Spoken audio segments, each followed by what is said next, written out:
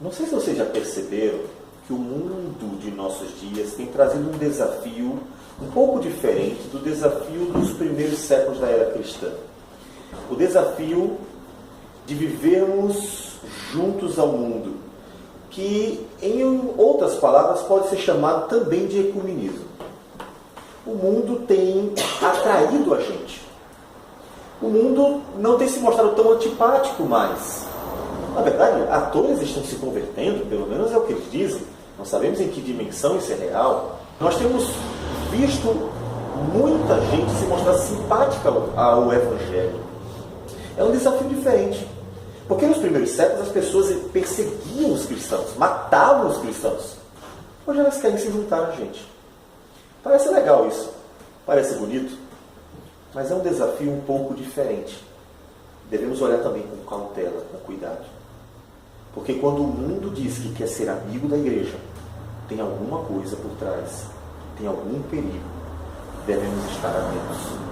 E nós vamos ver isso hoje, numa exposição de alguns capítulos, tendo em vista que queremos mostrar não apenas os detalhes deles, mas queremos mostrar a ligação entre 3 capítulos da Bíblia e mostrar nesta ligação o propósito do autor de nos apontar para o perigo de nós nos misturarmos com o mundo.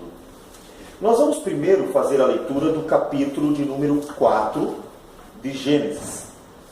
Mas faremos depois uma leitura também de parte do capítulo 5 e um pedacinho só do capítulo 6, a fim de mostrar a relação entre os 3 capítulos de Gênesis, capítulos 4, 5 e 6.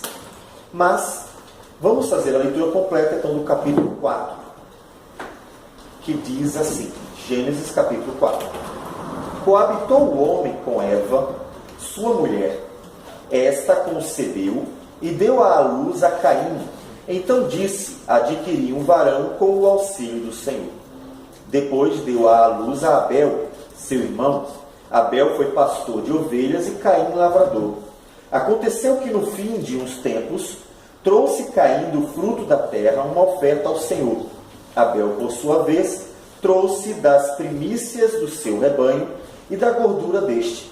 Agradou-se o Senhor de Abel e de sua oferta, ao passo que de Caim e de sua oferta não se agradou. Irou-se, pois, sobremaneira Caim, e descaiu-lhe o semblante. Então lhe disse o Senhor, por que andas irado e por que descaiu o teu semblante?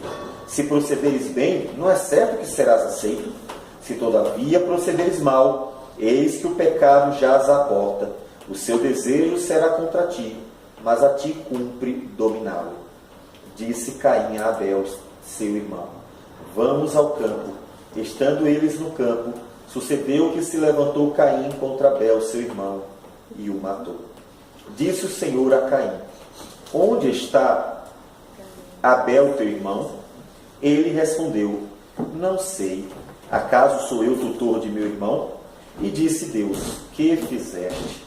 A voz do sangue de teu irmão clama da terra a mim. És agora, pois, maldito por sobre a terra, cuja boca se abriu para receber de tuas mãos o sangue de teu irmão. Quando lavrares o solo, não te dará ele a sua força. Serás fugitivo e errante pela terra. Então disse Caim ao Senhor, é tamanho o meu castigo que já não posso suportá-lo. Eis que hoje me lanças da face da terra, e da tua presença hei de esconder-me. Serei fugitivo e errante pela terra, quem comigo se encontrar me matará. O Senhor, porém, lhe disse, assim qualquer que matar a Caim será vingado 7 vezes. E pôs o Senhor um sinal em Caim, para que o não ferisse de morte, quem quer que o encontrasse. Retirou-se Caim da presença do Senhor, e habitou na terra de Nod, ao oriente do Éden. E coabitou Caim com sua mulher. Ela concebeu e deu à luz a Enoque. Caim edificou uma cidade e lhe chamou Enoque, o nome de seu filho. A Enoque nasceu-lhe Irade. Irade gerou a Meujael. Meujael a Metusael. Metusael a Lameque. Lameque tomou para si 2 esposas. O nome de uma era Ada, a outra se chamava Zilá. Ada deu à luz a Jabal. Este foi o pai dos que habitam em tendas e possuem gado. O nome de seu irmão era Jubal. Este foi o pai de todos os que tocam harpa e flauta. Zilá, por sua vez, deu à luz a Tubal-Caim, artífice de todo instrumento cortante de bronze e de ferro. A irmã de Tubal-Caim foi Naamá. E disse Lameque às suas esposas: Ada e Zilá, ouve, vós, mulheres de Lameque, escutai o que passo a dizer-vos. Matei um homem porque ele me feriu, e um rapaz porque me pisou. 7 vezes se tomará vingança de Caim, de Lameque, porém, 70 vezes 7. Tornou Adão a coabitar com sua mulher, e ela deu à luz um filho, a quem pôs o nome de Sete, porque disse ela: Deus me concedeu outro descendente em lugar de Abel, que Caim matou. A Sete nasceu-lhe também um filho, ao qual pôs o nome de Enos, e daí se começou a invocar o nome do Senhor. Senhor Deus amado, que a Tua palavra, que o Teu poder para a salvação venha a falar ao nosso coração, pelo Teu Espírito que aplica a nossa vida, dando-nos entendimento para compreender.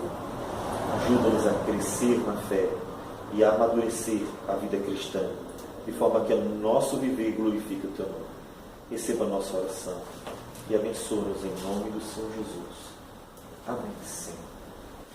O pecado entrou no mundo. Nós vimos na exposição do capítulo 3 de Gênesis. O pecado entrou no mundo. O homem, no versículo 24, foi expulso do jardim. E agora se encontra na terra próximo ao jardim do Éden, ali ainda na região dos rios Tigre e Eufrates. Mas expulso do paraíso, agora vai lavrar a terra, vai cultivá-la, vai trabalhar duro, vai suar. Então o capítulo 4 é uma nova jornada, porque o capítulo 3, o homem ainda estava no paraíso, agora fora dele. E o homem coabita com a mulher. Ela concebe, ela tem um filho, dar à luz a Caim. E a esperança dela é vista aqui. A mulher disse: adquiri um varão com o auxílio do Senhor, um varão que seria a esperança dela da salvação. Ela esperava, provavelmente, que aquele descendente que pisaria a cabeça da serpente e que seria o salvador deles, estivesse diante de seus olhos, em seus braços. Mas nunca esteve tão enganada a mulher. Pensava que o Salvador havia chegado, mas um homem que logo se mostraria filho do maligno, pois seu comportamento foi um comportamento completamente desagradável e contrário a Deus.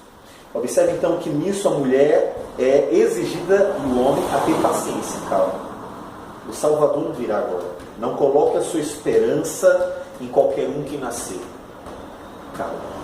Eles deveriam ter paciência e não esperar que o primeiro que aparecesse ou o segundo que viesse já fosse aquele que Deus usaria para salvá-los do pecado que havia entrado no mundo por causa deles.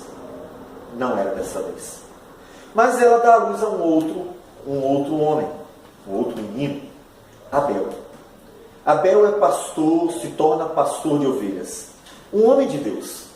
Abel e Caim parecem ter comportamentos diferentes. Nós não sabemos como foi a vida de cada um. Mas, no momento em que ambos são chamados a adorar ao Senhor, oferecer um culto a Deus, naquele momento é revelado o caráter de cada um, a inclinação de cada um, e como cada um trataria as coisas de Deus.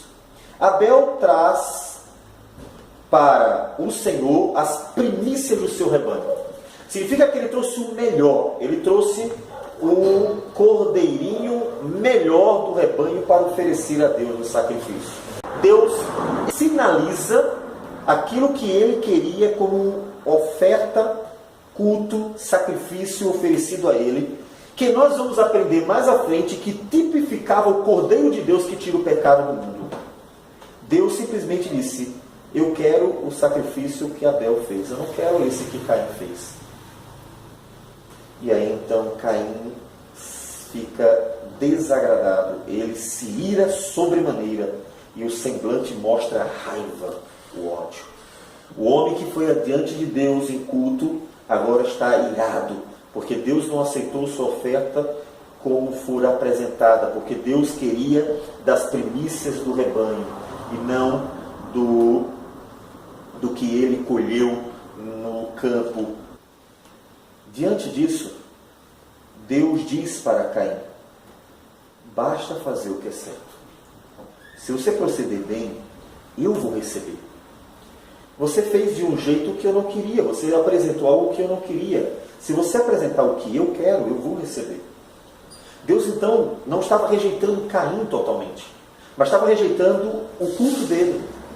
Observe que nisso Deus já está sinalizando que Deus tem uma forma de ser adorado e que naquele momento era fundamental porque apontaria para o Cordeiro de Deus que tira o pecado do mundo.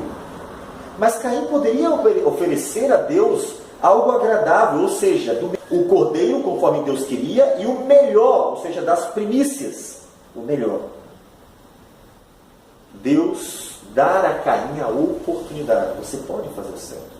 Isso já pode ser aplicado a nós. Mesmo quando nós erramos, Deus, na sua palavra, nos dá uma oportunidade de nos arrependermos e voltarmos atrás. Zaqueu, que durante a sua vida provavelmente cometeu erros como publicano, como aquele que cobrava impostos, quando se depara com Cristo, ele, diante de todos, diz que estava arrependido de seus pecados, que estava disposto a restituir a todos aqueles que ele, porventura, defraudou, e ainda está abrindo mão da avareza, do interesse de enriquecer. Porque ele ali estava convencido de que o reino de Deus não era formado por riquezas e que o seu caminho não era um caminho íntegro e deveria ser um caminho agradável a Deus. Ele teve a oportunidade de mudar. Jesus disse: neste dia houve salvação, porque houve arrependimento. Caim teve a oportunidade, você também tem. Nós pecamos muitas vezes na vida, e tão gracioso é o nosso Deus, que Ele na sua palavra nos dá oportunidades, nos dá chances de nós nos arrependermos, confessarmos nossos pecados, como diz o apóstolo João, que se nós confessarmos os nossos pecados, Deus é fiel e justo para nos perdoar os pecados e nos purificar de toda injustiça. Tamanha é a graça divina, que estende ao homem a oportunidade de se arrepender de seus erros, da transgressão da lei do Senhor. Mas havia uma advertência mais. Se você fizer o certo, eu vou aceitar.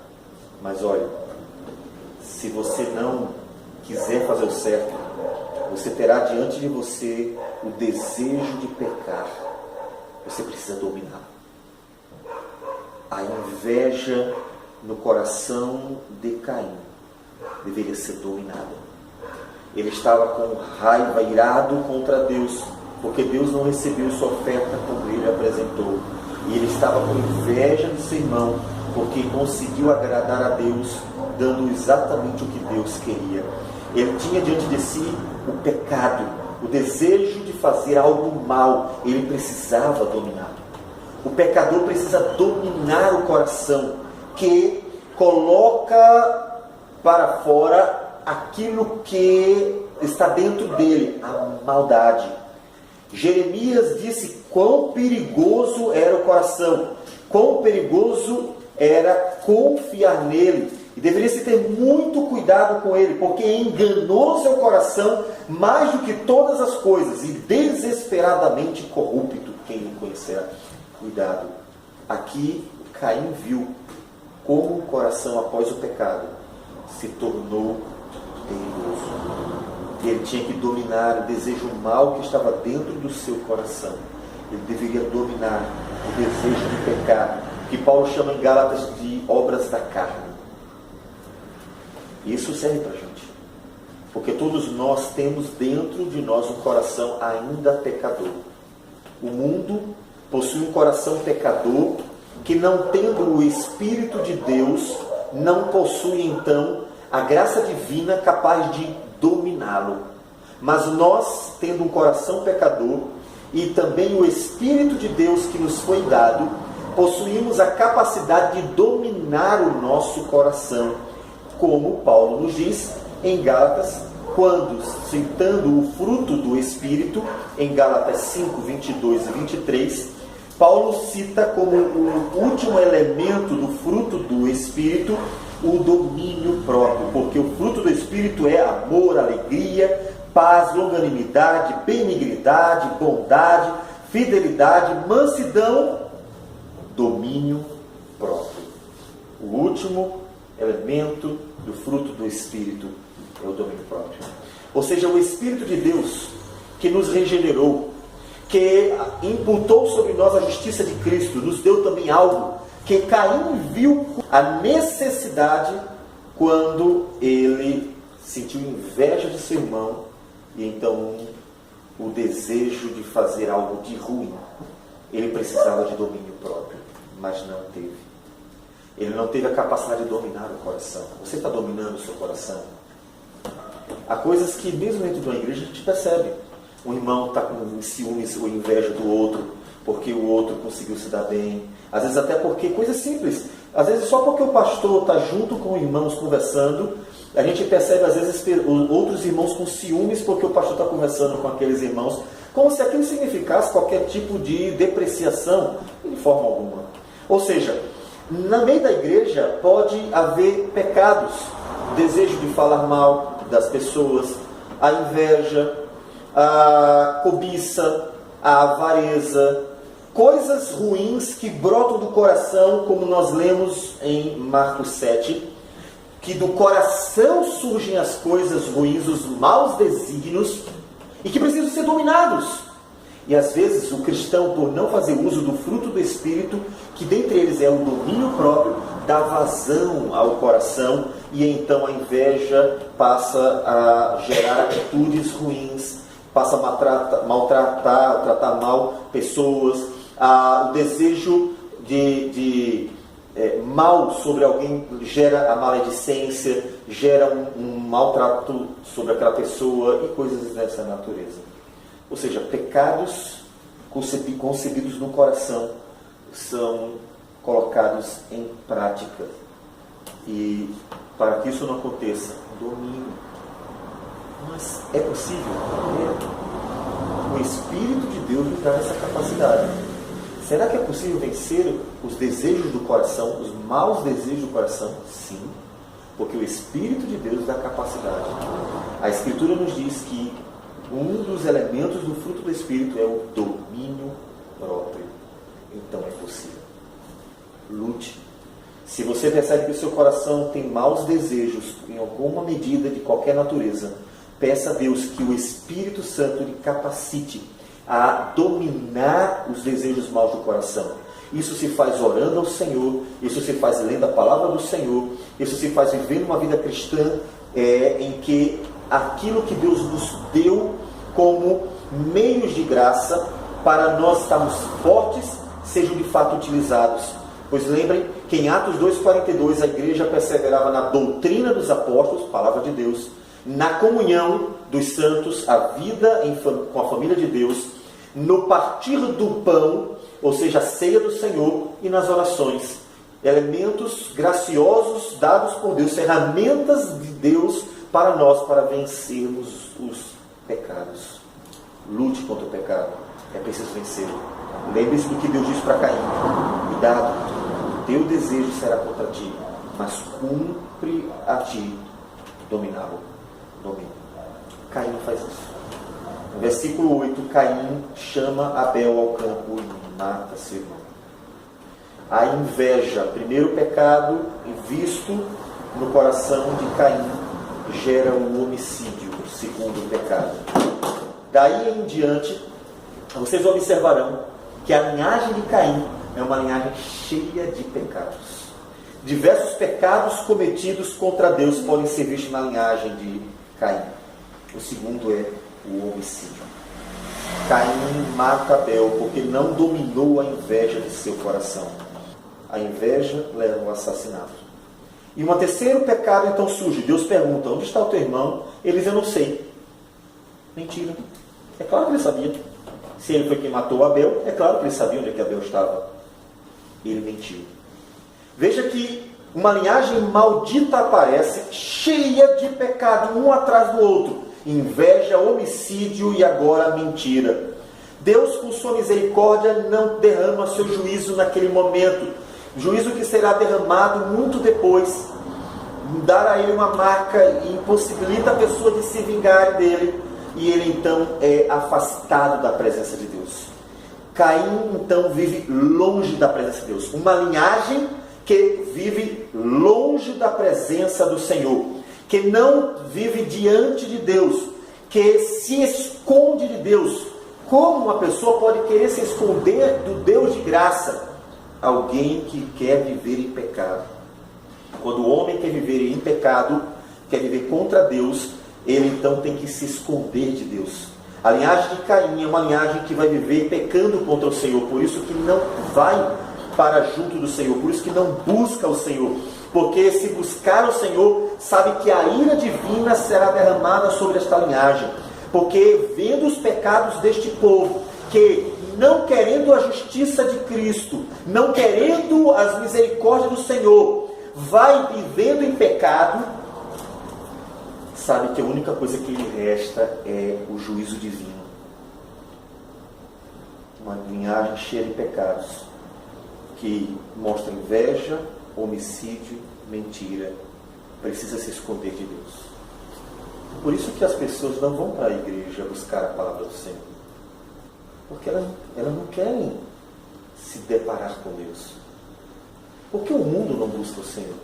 Porque se ele se deparar com Deus, se ele encontrar a luz do Senhor, vai revelar todas as misérias. Quem rouba, rouba de noite. Quem mata, mata escondida. Quem faz coisas erradas, faz em oculto, para que ninguém veja. Por isso, jamais buscarão a luz, porque a luz torna tudo claro, e de forma que todo mundo vê aquilo que está sendo feito. A luz de Cristo ilumina o homem e revela seus pecados. A palavra de Deus confronta o homem e manifesta tudo aquilo que está no coração dele para ele mesmo. E os homens por isso não buscam a Deus, eles se escondem, como Caim, que disse que se esconderia da presença de Deus, porque os homens não podem estar diante da luz divina, já que eles querem viver em pecado contra o Senhor. Então é uma linhagem maldita. É uma linhagem que vive se escondendo de Deus, porque quer viver pecando contra Deus. Ao contrário do que veremos sobre os filhos de Deus. Mas os pecados dessa linhagem maldita não se acaba por aqui. Ela continua. Diz o versículo 17 que Caim encontra sua mulher, coabita com ela, e surge um filho, ele chama de Enoque, e ele dá o nome à cidade dele de Enoque. Outro pecado. Qual é o pecado? Orgulho. O orgulho dele por ter dado à luz a um filho que era a sua própria imagem foi tão grande que ele deu o nome à cidade que ele estava edificando do nome do seu próprio filho. O orgulho, a vaidade, o querer se gloriar e se vangloriar nos seus feitos, e deu o nome da cidade, o nome do seu filho, Enoque. Um pouquinho mais à frente, vem outros descendentes, e Lameque, então pela primeira vez, toma duas esposas, a poligamia. Inveja, homicídio, mentira, orgulho, poligamia. Já 5 pecados encontramos, todos eles praticados por uma linhagem maldita que prefere viver pecando contra Deus, se escondendo de Deus, uma linhagem que não ama e não teme a Deus, que vive na escuridão, porque jamais desejará e suportará a luz da glória do Senhor. E a poligamia. Dali surgem filhos cheios de habilidade, pecadores longe do Senhor. O mundo tem habilidades, o homem é inteligente, mas vive longe do Senhor. E Lameque, então, comete um outro pecado, pior do que Caim. Ele diz no versículo 23, matei um homem porque ele me feriu, e um rapaz porque me pisou. Por causa de dois problemas de pequena monta, Lameque matou 2 homens. Vingança. A vingança é sempre assim, desmedida, injusta. Ele me feriu, matei. Pisou, matei. E qualquer coisa que fizessem contra ele, receberia dele um preço muito maior do que o justo. Não olho por olho, dente por dente. Mas, se o ferissem, ele matava. Vingança. Ele era desmedido. Uma linhagem incapaz de perdoar, incapaz de ter misericórdia, incapaz de ser pelo menos justa, dando ao outro a medida certa. Olho por olho, dente por dente. Ele foi desmedido. E então vem mais um pecado. 7 pecados ao todo. Diz o texto que Lameque presunçosamente, arrogantemente, atribui para si uma palavra que Deus não dera. Deus tinha dito, quem matar Caim vai ser vingado 7 vezes. E Lameque toma para si a palavra que não fora dirigida a ele e a aumenta. 7 vezes se tomará a vingança de Caim e de Lameque, porém 70 vezes 7. Presunção. Quem disse que Deus vingaria Lameque 70 vezes 7? Deus não disse isso. A presunção e a arrogância daquele homem fez com que ele se achasse tão grande, tão poderoso, que a vingança pela morte dele seria 70 vezes maior do que a vingança que seria tomada por matarem a Caim. Presunção. Uma linhagem maldita. 7 pecados encontrados no capítulo 4, a partir de Caim, que não dominou o coração. Se Caim tivesse dominado o coração, não teria matado. E provavelmente poderíamos pensar que todos os outros pecados também não seriam cometidos. Uma cidade é erguida na escuridão, porque aquele que começou a cidade começou longe da presença do Senhor. Você que quer começar uma família, está começando uma família na presença de Deus ou longe da presença de Deus? Nós, quando vamos edificar alguma coisa, até mesmo uma igreja, devemos edificá-la na presença do Senhor, nunca longe. Eles edificaram uma cidade longe de Deus, se escondendo de Deus, e a única coisa que essa cidade tinha era pecado.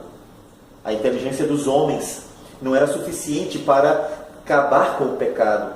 A tecnologia dos homens não é capaz de vencer o pecado.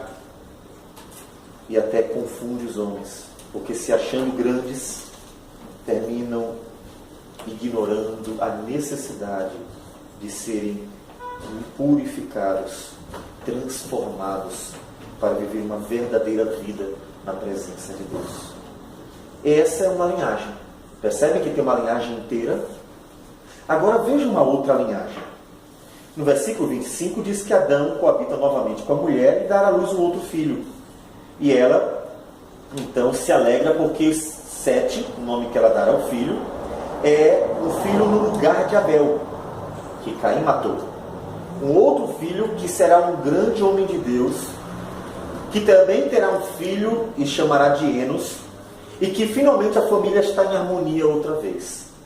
A família volta a adorar a Deus. Diz o final do versículo 26, que daí se começou a invocar o nome do Senhor.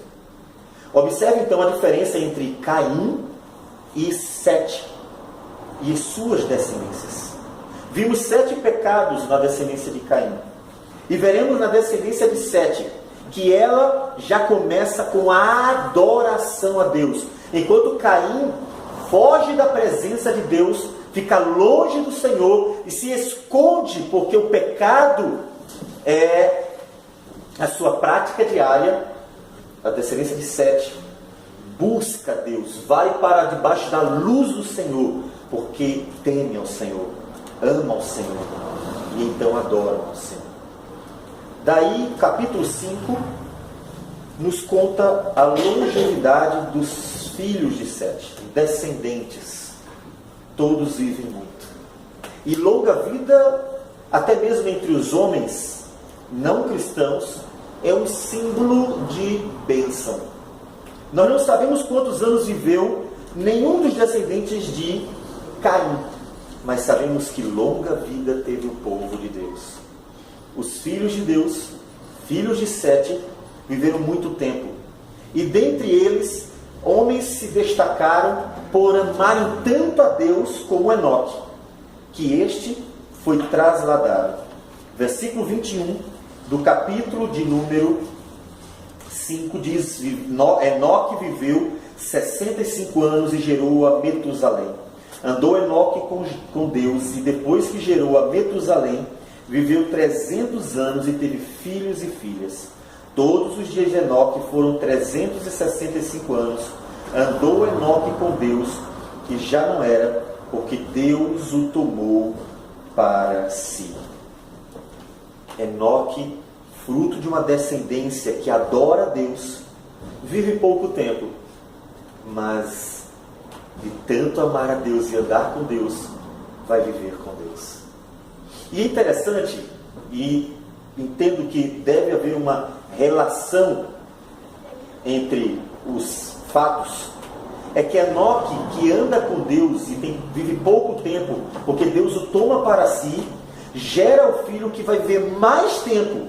Metusalém é, dentre todos os da linhagem de Sete, o homem que vive mais tempo, 969 anos, a longevidade. O filho de Enoque é um filho de longa vida, é um filho que também é abençoado pelo Senhor. Uma linhagem abençoada. Uma linhagem que não está preocupada com a tecnologia, não está preocupada em fazer grandes feitos, não está dando nome às cidades, nomes de seus filhos, não está inovando, nem muito menos pecando. Não aparecem pecados na linhagem do povo de Deus, não aparece nenhum feito grandioso aos olhos dos homens, mas todos eles são adoradores, porque daí se começou a invocar o nome do Senhor. Lameque, o penúltimo, o pai de Noé, ao nascer o seu filho Noé, deu este nome a Noé, porque disse: este nos consolará dos nossos trabalhos e das fadigas de nossas mãos nesta terra que o Senhor amaldiçoou. Esperança. Lameque mostra que tem esperança de que Deus finalmente traga a solução, a necessidade que eles tinham de um Redentor. Lameque mostra que tinha uma real esperança na salvação divina. Enos, o filho de Sete, dá início a uma linhagem de adoradores. E Lameque, dentre os últimos, o pai de Noé, mostra que a esperança da salvação estava viva no coração do povo de Deus. Observe começo, meio e fim da linhagem. Nesse capítulo, Deus está presente como adorado, amado por Enoque, e a esperança do povo de Deus, completamente diferente da linhagem de Caim. Completamente diferente. Que diferença o povo de Deus do povo do mundo. E isso deve nos levar a perguntar para nós mesmos, para a igreja, para você perguntando assim mesmo. Nós temos vivido assim, diferente do mundo. Somos um povo de adoradores. Somos um povo que ama profundamente e anda profundamente com Deus. Somos um povo de viva esperança no coração, razão pela qual nós vivemos ainda a alegria por causa desta esperança. Somos vistos assim. Somos um povo diferente. Devemos. Não devemos querer ser iguais à descendência de Caim. Devemos ser sempre como a descendência de Sete. Porque a nossa vida é Deus. A razão da nossa vida é o Senhor. Vivemos debaixo da luz do Senhor, iluminados, clareados, porque queremos que a luz de Cristo nos mostre sempre o que devemos fazer. Quer abandonar pecados, quer amadurecer a vida cristã, quer ser transformados então para o louvor da glória de Deus. Vivemos para o Senhor. Para quem você vive? A sua meta de vida é só aprofundar a tecnologia, construir cidades e viver uma vida terrena, porque o coração está no mundo, ou o seu coração, a sua vida, seus olhos estão todos focados em Deus para adorá-lo, amá-lo e esperar nele? É assim que o povo de Deus vive. Por que é importante o capítulo 6? O capítulo 6 é importante por quê? Porque mesmo sendo uma descendência bendita de um povo que ama a Deus, que adora a Deus e espera em Deus, ele também corre perigo. Mesmo sendo cristão, vivendo a vida dentro do povo de Deus e profundamente envolvido com a adoração, nós ainda temos um mundo ameaçador. É importantíssimo perceber o que aconteceu no capítulo 6 para nós estarmos atentos à ameaça do mundo contra o povo de Deus. Observe os primeiros versículos. Apenas o versículo de versículo de 1 a 5. Versículos de 1 a 5. Gênesis 6, de 1 a 5. Como se foram multiplicando os homens na terra, e lhes nasceram filhas, vendo os filhos de Deus que as filhas dos homens eram formosas, tomaram para si mulheres, as que entre todas mais lhe agradaram. Então disse o Senhor: o meu espírito não agirá para sempre no homem, pois este é carnal, e os seus dias serão 120 anos. Ora, naquele tempo havia gigantes na terra, e também depois, quando os filhos de Deus possuíram as filhas dos homens, as quais lhes deram filhos, estes foram valentes varões de renome na antiguidade. Viu o Senhor que a maldade do homem se havia multiplicado na terra, e que era continuamente mal todo o desígnio do seu coração. E aí vamos pular para o versículo 11, que diz: a terra estava corrompida à vista de Deus e cheia de violência. Mas como? Nós acabamos de falar e ver que enquanto havia uma descendência maligna, maldita, havia uma descendência bendita de um povo que andava com Deus. O que foi que aconteceu a ponto de toda a terra estar corrompida? A ponto de apenas uma família ser aprovada por Deus? O que aconteceu?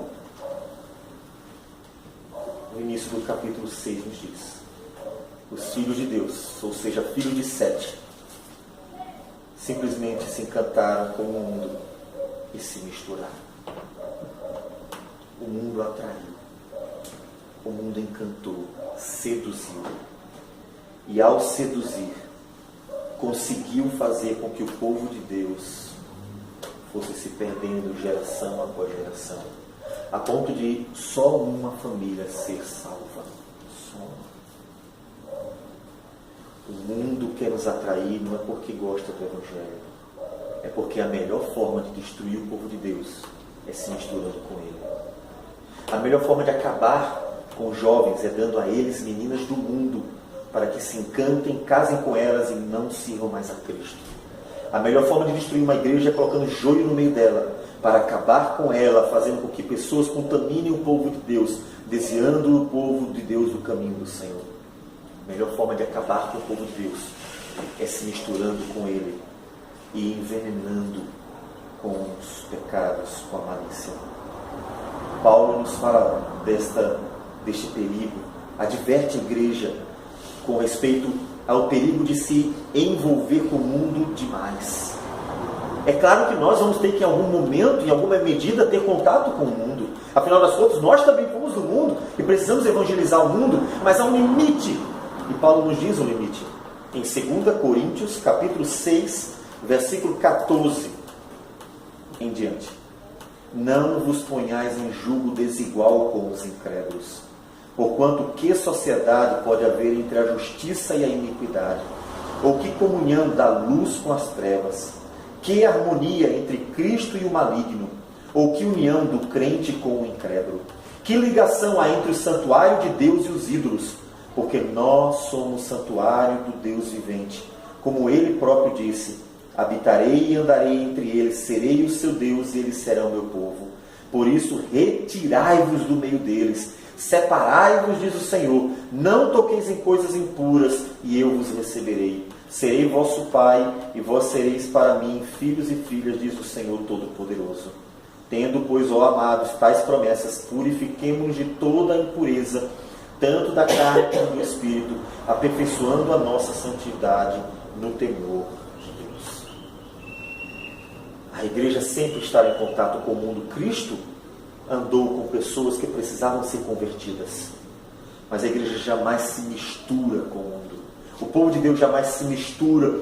Jesus andou com muitas pessoas que ainda não conheciam a salvação, que ainda não entendiam aquilo que ele estava fazendo e que não tinham uma vida santa e piedosa, uma vida temente. Mas Cristo foi para lá levar a luz do Senhor, mostrar-lhes o caminho. Ele jamais se envolveu com o mundo para praticar. Ele jamais entrou na roda dos escarnecedores para escarnecer de Deus, do povo de Deus.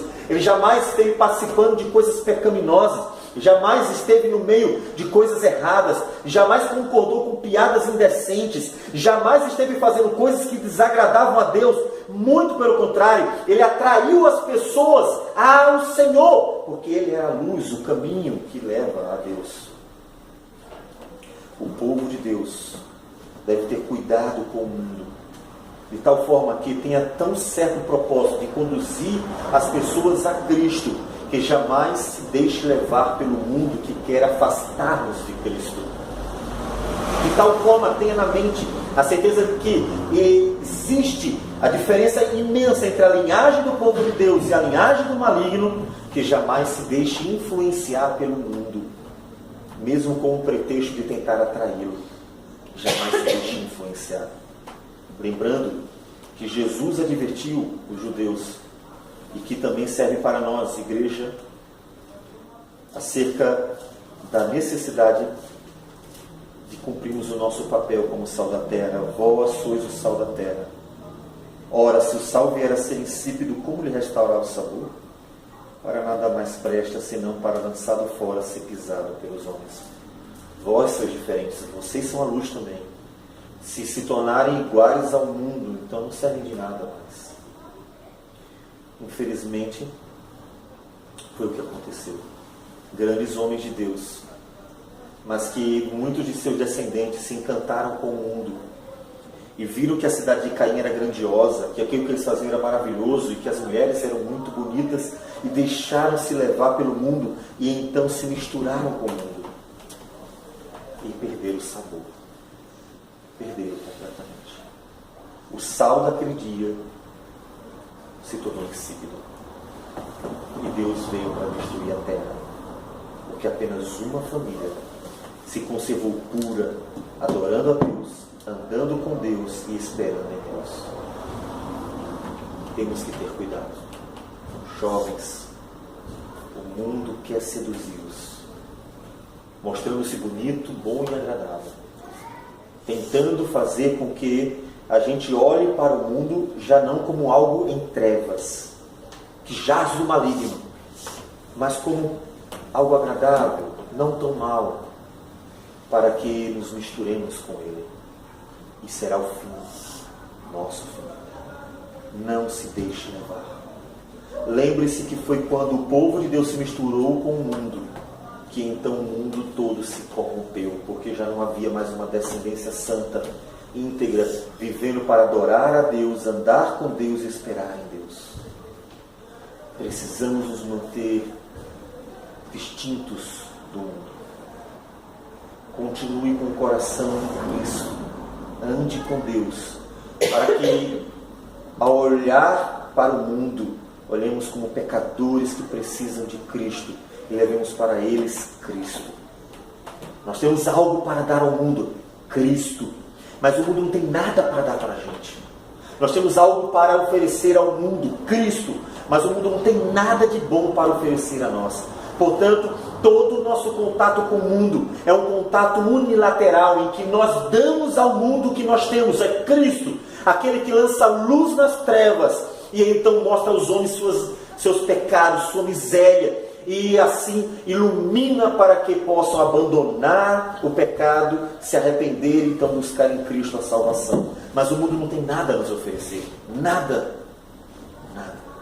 Com todo seu sua tecnologia, sua glória aparente, mas não tem nada para nos oferecer.